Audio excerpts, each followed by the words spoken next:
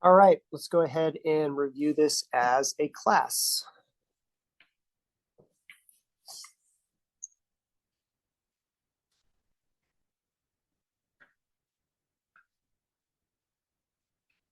So first of all, this is a story of a woman named Carrie and her 3-month-old baby, Hayden.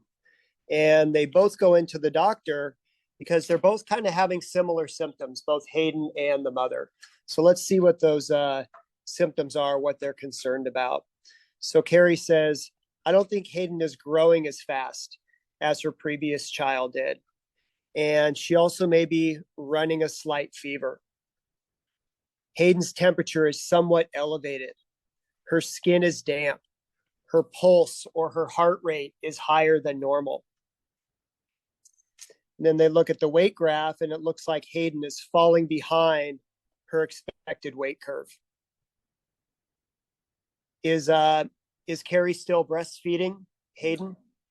No, she did that for the first month, but now she's been on formula for the past 2 months. How's Hayden's appetite doing? Always hungry. And she's fussy at the same time, maybe because she's hungry. And then what about Carrie? What does Carrie have going on? She has some of the same symptoms as Hayden. She's not sleeping well. Those are your words, not mine, David. I wouldn't use those, but it is the name of the case study too, right? So so let's see. She's complaining about how warm the house is. Again, complaining, I wouldn't necessarily use that word, but the house is warm to her. She's lost weight. And then based on all this, what does Dr. Odell do to Carrie? Yeah, manipulates the thyroid gland. And we'll say Dr. Odell is a woman. What did she find? Thyroid enlargement. Okay, good. So then he goes on and explains all about the thyroid gland, stuff that you guys that we've been studying. So let's go ahead and answer some questions. What symptoms in both Carrie and Hayden most clearly relate to an increase in metabolic weight? What are some things, metabolic rate? What are some symptoms that directly correspond to an increase in metabolic weight? Pretty much everything that's that. Let's list them though. Okay. Hold up. I'm writing them here. Weight loss. Slow growth for the child. Yeah. Slow growth or behind on the weight curve, I guess we can say. We don't know about her skeletal size. That may be fine.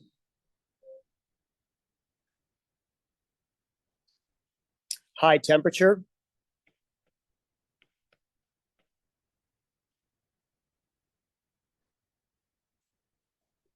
Rapid pulse or rapid heart rate. Good. Were there any others besides that? I wrote hot and bothered, but I guess I'm going to cross that out. I wrote thyroid enlargement. Not sleeping well.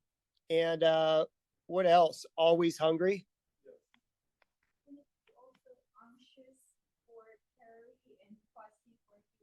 Yeah, I would definitely say anxious is one of them. If your metabolism is up and stuff like that, your heart rate's up. And then what other abnormality did Carrie present with?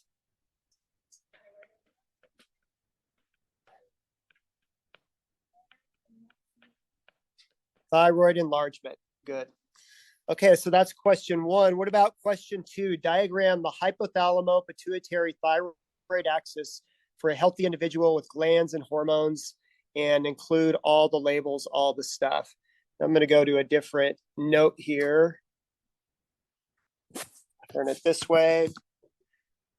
Drew myself a little template earlier. And as you guys know, the thyroid gland is part of an endocrine axis. And where do these endocrine axes start? Up there in the hypothalamus. And what is the hypothalamus going to release to stimulate this thyroid axis, and where is it going to release it onto? It's going to release thyroid releasing hormone, or thyrotropin releasing hormone is probably more accurate. And where is that going to act? Well, it gets there through the hypophyseal portal system, but where does it go? It goes to the anterior pituitary, and it binds to its receptors on the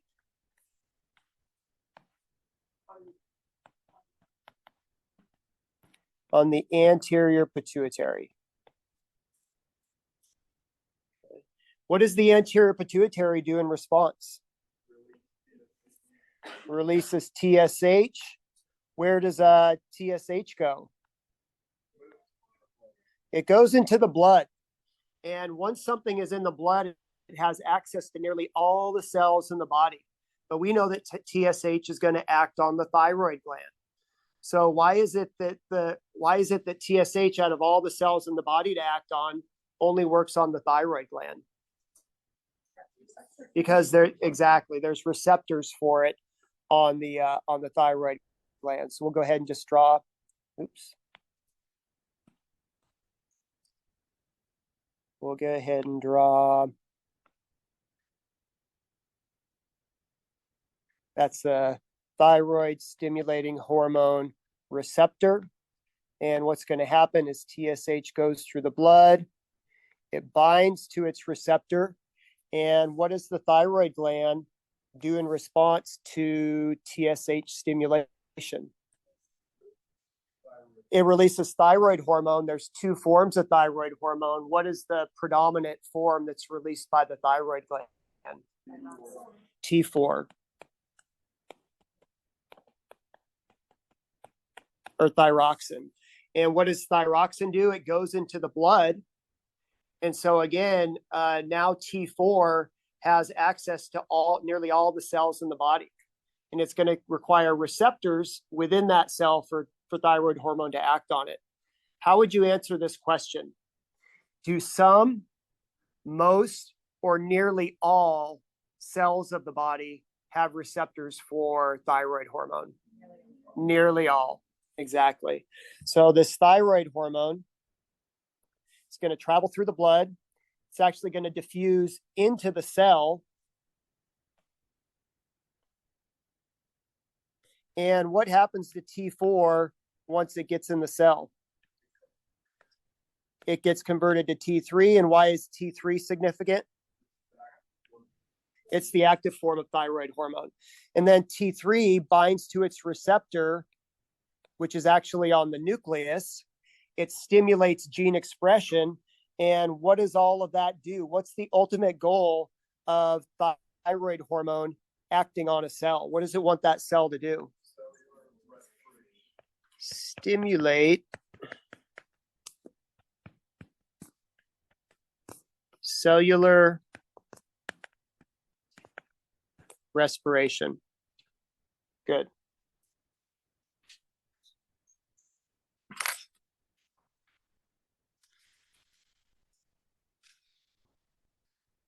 And then question 3 says, high thyroxine levels are known to feed back to the pituitary, causing a reduction in TSH levels. Is this a positive or negative feedback loop? And explain and add this feedback loop to your diagram.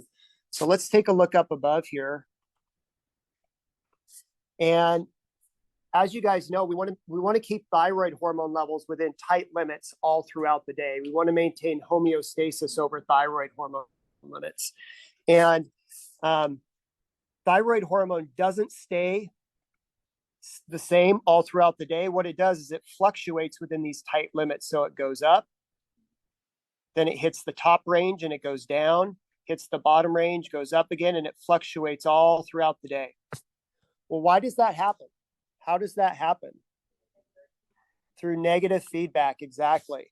So when T4 levels get high, T4 is going to act back on the hypothalamus and on the anterior pituitary, and it's going to inhibit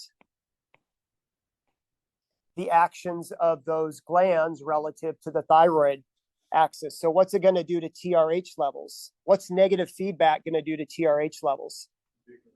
It's going to decrease them. What's that going to do to TSH levels? Decrease them. And if you decrease TSH levels, then you decrease stimulation on the thyroid gland. What's that going to do to T4 levels? They're going to go down as well. So then T4 levels start going down until they hit this low value. Then pretty much at that point, the negative feedback goes away and TRH and TSH go back up. And so thyroid hormone levels go back up until you get to the top spot, and then negative feedback kicks in and they go down, and you get this fluctuation all throughout the day. Are we all good with that?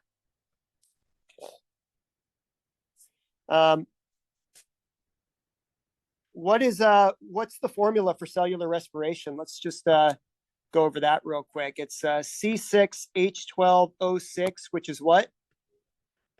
Glucose. And what else do we need? We need 6 oxygen molecules. Those are the reactants.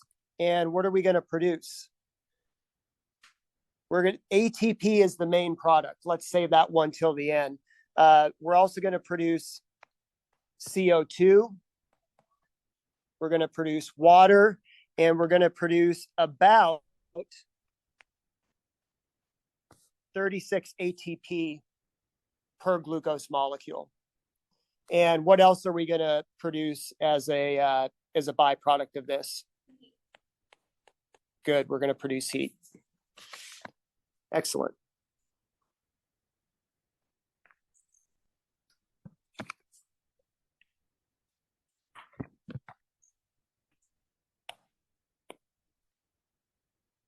So this is negative feedback. Add this feedback to your diagram. Okay, good. So then they do a follow-up visit, and it turns out that Carrie was actually part of a study earlier, an endocrinology study, and they actually have some thyroid values from her from 2 years ago, and also current as well. So here we have thyroid hormone levels. Here we have thyroid stimulating hormone levels. That's why I mentioned, I'm not as concerned that you remember the hormones released by the hypothalamus, but the anterior pituitary hormones, you can measure those in the blood. So those are good to know. So we have thyroid hormone and TSH levels. And let's look at Carrie 2 years ago. What were her thyroid hormone levels like 2 years ago? Low, normal, or high? Yeah, they're normal. I'll just draw something like that. And what about her TSH levels? Those are normal as well. What about her current situation? What are her thyroid hormone levels like now? They're super elevated. They're high. And what about her TSH levels? They're low. Good. So characterize Carrie's thyroid hormone and TSH levels over time. We just did that. They're elevated now and low, elevated for thyroid hormone, low for TSH. Currently, Carrie has low TSH, but high T4. Does this relationship make sense? No.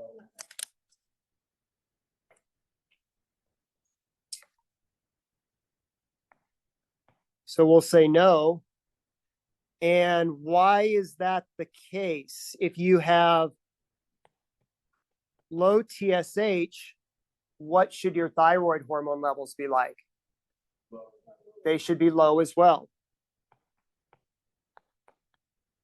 And that's not the case. We know we have high levels. And it says, return to your thyroid axis diagram. According to the negative feedback system, what should the effect of, okay, so she has low TSH, and that should result in low TH. We know that. But she's also has she has high thyroid hormone levels. And what should the results of high thyroid levels be on TSH? If you have high thyroid hormone levels, what should your TSH levels be like? They should be low. And is that the case? That is the case, actually. She's got high thyroid hormone levels and low TSH levels. So that part about it makes sense. But the part that doesn't make sense is that the low TSH should be resulting in low thyroid hormone levels. That's the part that's not making sense for us here.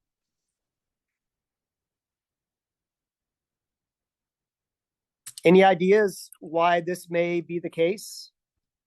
At first, I thought it was a mutated T4 where it couldn't activate, so it's stuck in the blood. Yeah. There's something abnormal going on. Yeah, there's something abnormal going on with the thyroid gland.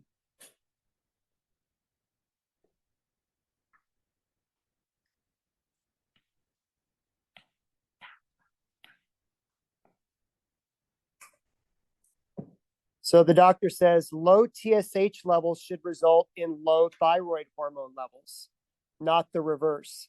Something seems to be stimulating the thyroid in the absence of thyroid stimulating hormone.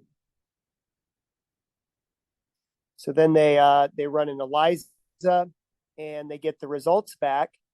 And the doctor says a subset of your immune system antibodies is mistakenly attacking the thyroid gland, causing an increase in hormone production. And that can result in a lot of the symptoms that she's experiencing. And what are they calling this disease where autoantibodies are attacking the thyroid gland? Graves' disease. Okay. And is Graves' disease curable? It's not curable at the moment. Is it treatable? Yes. It is treatable. So it is treatable, but it's an autoimmune disease and it's a lifelong problem that has to be carefully managed.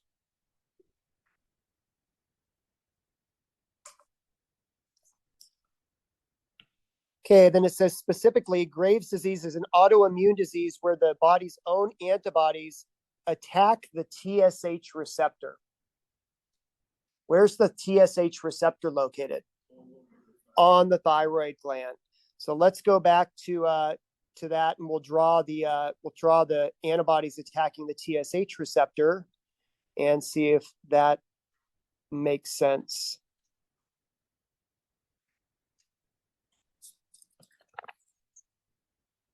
I have a question about hormones in general. Let's get through this first so I can keep my train of thought, and then we'll go back to it.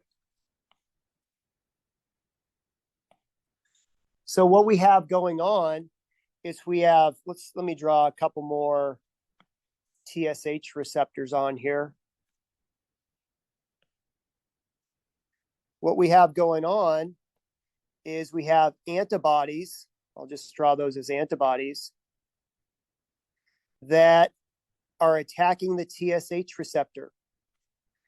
And when they bind to the TSH receptor, they're actually stimulating the TSH receptor. So if you stimulate the TSH receptor, what's that going to do to thyroid hormone levels? It's going to cause them to go up.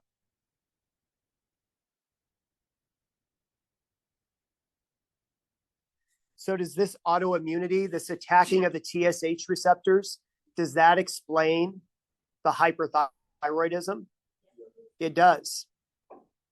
So that explains the hyperthyroidism. Does it also explain the low TSH levels?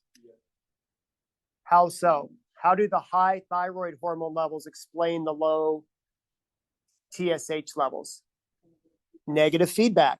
You have this high T4, and that's going to exert negative feedback on the anterior pituitary and result in low levels of TSH.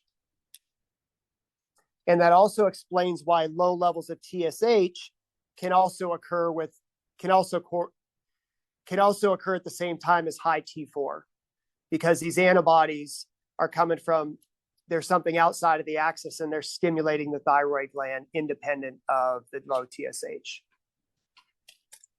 Okay.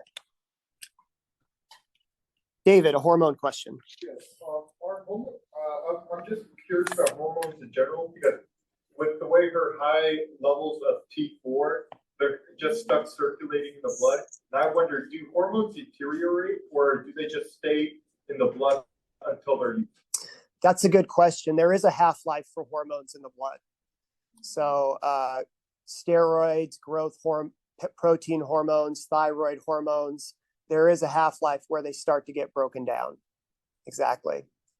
Is it just like a really long process to the point that it can just build up?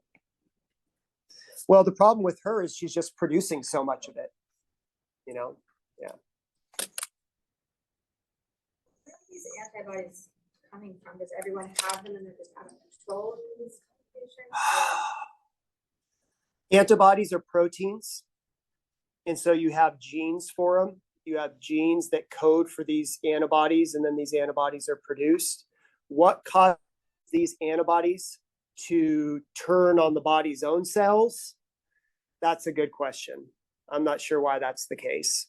And I'm sure there's a lot of research out there about why that's the case. But yeah, essentially all your antibodies, you have genes for the instructions to make those. And what turns them into autoantibodies, I'm not quite sure.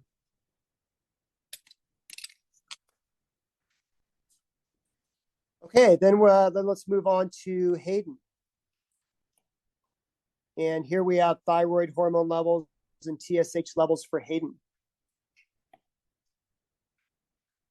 We have values when she's a newborn and then current values at 3 months old. How were her thyroid hormone levels when she was born? They're right at that upper range. Okay, right at that upper range. So kind of normal, but also slightly high. And then they didn't perform TSH. What are her values, thyroid hormone values, like at 3 months? They're outside the normal range. They're high. And what about the TSH? Borderline low. They're on the lower end. So the same trends, high thyroid, low TSH, is occurring in Hayden. Okay, given Carrie's diagnosis, what's the most likely source or cause of Hayden's problem? These antibodies may be coming from her mother. So auto antibodies from Carrie, which takes us to the next question. How would those antibodies get from Carrie into her daughter? Antibodies can travel through the placenta. So possibly the placenta, or another one, breastfeeding. Good.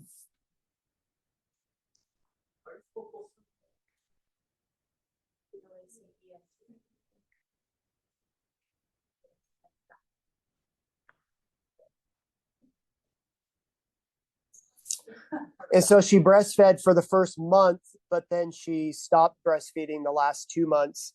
If Carrie had continued to breastfeed, how do you think Hayden's problem would have gone? It probably would have been worse. It probably would have been exacerbated.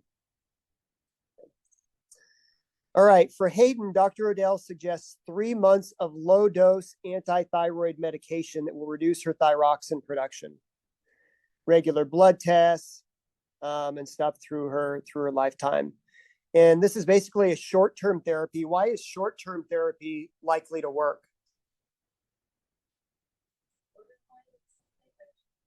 Yeah, she's borderline, but I mean, she still has those autoantibodies inside of her from the mother's breast milk. Her own axis should regulate itself. I guess those antibiotics. This kind of goes to what you were talking, David. Do those antibodies circulate forever and ever and ever? They don't. They get broken down. And I think about 6 months is about the lifespan of an antibody. So why is short-term therapy likely to work? Because those autoantibodies will degrade.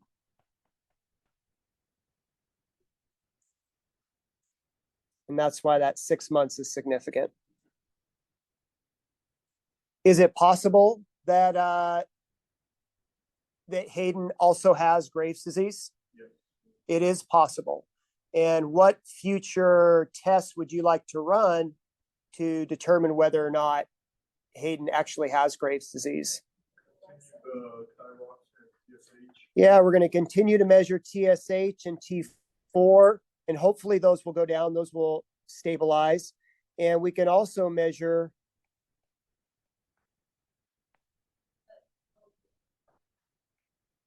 you can run the ELISA again and measure those autoantibodies. And after 6 months, they should be gone. But if they're still around, then maybe Hayden does have Graves' disease.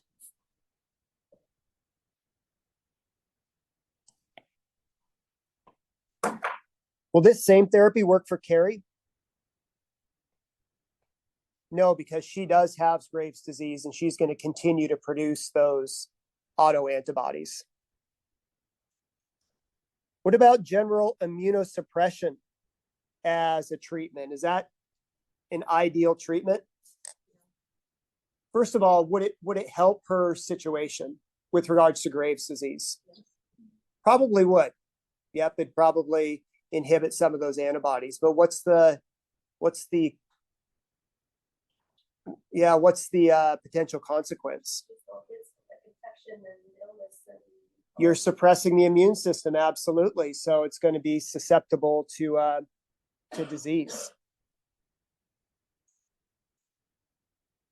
And I kind of changed the question in order just a little bit on mine versus yours, but it's all good. So it says, Dr. Odell explains that Carrie may need to have treatments with a short-lived radioisotope of iodine that will accumulate in her thyroid gland. And what will that accomplish? So you have iodine, and thyroid hormone is made from iodine, right? So iodine accumulates in your thyroid gland. So what they're going to do is they're going to take iodine, they're going to put radioactivity on it, and that's going to accumulate in the thyroid gland. What's that going to do to the thyroid gland?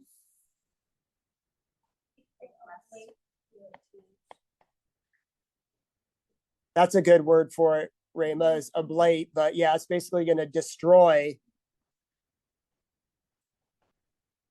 part of the thyroid gland. And what would happen to the antibody levels as a result if you destroyed part of the thyroid gland? What would happen to those autoantibodies? They'd go down because they don't have TSH receptors to bind to.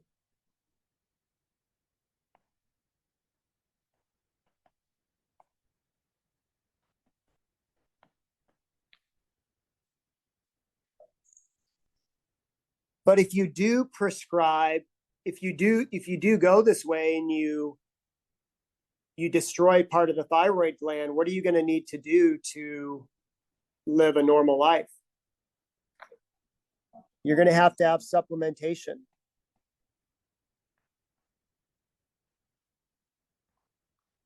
Thyroid hormone supplementation.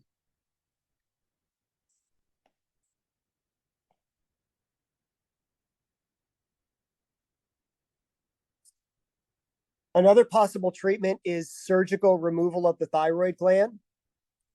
And if you remove the thyroid gland, would that solve the problem with regards to Graves' disease? It would. It would solve the problem with regards to Graves' disease. What would you have to do because of it? Well, you'd have to do daily thyroid hormone supplementation. But perhaps there's another reason why we should not take the whole thyroid gland out. Because when you take the whole thyroid gland out, what is also attached to that thyroid gland? the parathyroid glands.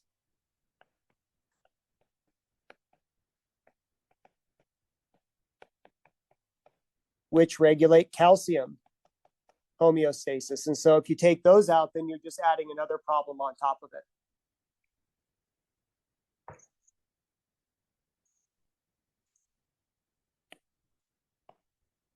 What about a thyroid transplant from a matching donor? Do you think that would work? Why not? Exactly, because you still have thyroid stimulating hormone receptors that the antibodies can attack.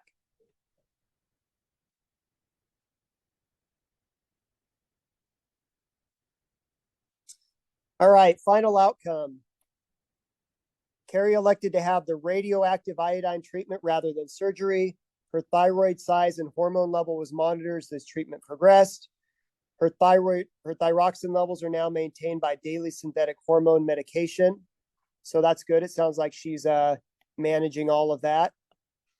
And by 6 months of age, Hayden's metabolism, weight, and hormone levels are within normal range.